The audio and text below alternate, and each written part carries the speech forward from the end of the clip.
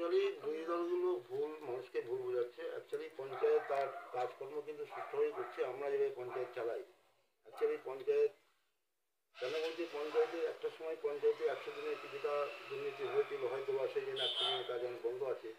ইদানিংকালে পঞ্চায়েত খুব সুস্থভাবে চলছে। বিরোধী দলের কথা মানুষ কেউ কানে নিচ্ছে না। এই মুহূর্তে বিরোধী দল আমি আমার অঞ্চল দিয়ে বলি, আমার অঞ্চলে বিরোধী দলের তেমন কোনো প্রাধান্য নেই। ওদের মানুষ ভোট দেয়, যে ভোট দিচ্ছিল গত বিধানসভায়, আশা রাখছি এবার এই বিধানসভায় ভোট ওরা দেবে না। মানুষের কথা বলে যারা দেখেছি, মানুষ আমাদের পক্ষেই আছে। তো এও বলছে যে, শোনা যাচ্ছে যে বলতে যে কল আছে জল নেই, রাস্তা আছে লাইট নেই, তাহলে এগুলো না, কিরকম? রাস্তা আছে, ব্যাপারটা হচ্ছে যে আপনার পঞ্চায়েত ব্যবস্থাপনায় পঞ্চায়েতের দুটো ফান্ড থাকে, এটা 15 সেটা 15। আমার পঞ্চায়েত 30টা বুথ নিয়ে একটা পঞ্চায়েত, বড় পঞ্চায়েত, বছরে 1 কোটি টাকা আসে। সুতরাং 1 কোটি টাকার বেশিও করলে দেখা যাবে যে একটা বুথে 3 লক্ষ টাকার কাজ করা যেতে পারে। তার মধ্যে আমাদের কাজে ভাগ আছে। 40% আমরা টাইটে করি, আর আনটাইটে, আর 60% টাইটে করি। সেক্ষেত্রে জল, ট্রেন 60% কাজ হয়, 40% রাস্তাঘাট হয়। 40% মানে আপনি ধরেন 1 কোটি টাকায় 40% 40 লাখ। যদি একটা বুথে 1 লক্ষ টাকা আমরা বরাদ্দ পাই, সেক্ষেত্রে একটু রাস্তার সমস্যা আছে, কিন্তু আমাদের প্রধানমন্ত্রী সড়ক যোজনা থেকে আমাদের জেলা পরিষদে যে কাজগুলো হচ্ছে আমাদের এলাকায়, সেক্ষেত্রে হিটুঘাটি অঞ্চল, বিশেষ করে আমার অঞ্চলে রাস্তাঘাটে তেমন সমস্যা নেই। ইদানিংকালে যে বর্ষাটা হচ্ছে, এই বর্ষায় একটু রাস্তাঘাট ড্যামেজ হয়েছে। আমরা দেখতে পাচ্ছি দীর্ঘদিন বর্ষার জন্য রাস্তাঘাট খারাপ। আমার পঞ্চায়েতে সেরকম কোনো করে নেই। মাননীয় মুখ্যমন্ত্রী 2026 যেখানে পাখির চোখ করে ভোট করা হচ্ছে এবং হবে, সেখানে দেখা যাচ্ছে মাননীয় মুখ্যমন্ত্রী একটি প্রকল্প করছে, আমার পাড়া আমার সমাধান। মানুষ আপনাদের কাছে কি সব থেকে বেশি অভিযোগ নিয়ে আসছে?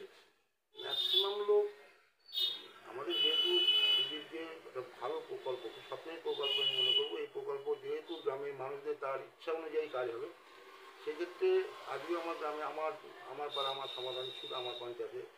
সেক্ষেত্রে মানুষের রাস্তার দিকে একটা ঝোঁক আছে, লাইটের দিকে ঝোঁক আছে। যেহেতু অনেক বড় পঞ্চায়েত আমার, সেক্ষেত্রে লাইট, রাস্তা নিয়ে মানুষ একটু বেশি ব্যস্ত। জল নিয়ে আমাদের তেমন কোনো সমস্যা নেই, কারণ আমাদের পঞ্চায়েতের জল 30টা ওয়ার্ডের মধ্যে ম্যাক্সিমাম 15টা ওয়ার্ডে জল আছে। 15টা ওয়ার্ডে জল নেই, একটা ট্যাঙ্কি আমাদের হয়েছে তো আমাদের পঞ্চায়েতের মধ্যে। এই ট্যাঙ্কিটা হয়ে গেলে আমার পঞ্চায়েতে জলের সমস্যা আগামী দিন 1 বছরের মধ্যে মিটে যাবে।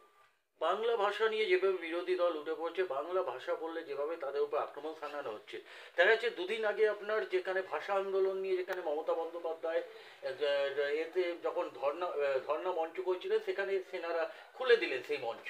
কি দেখছেন 2026-এর আগে কি গন্ধ পাচ্ছেন আপনার?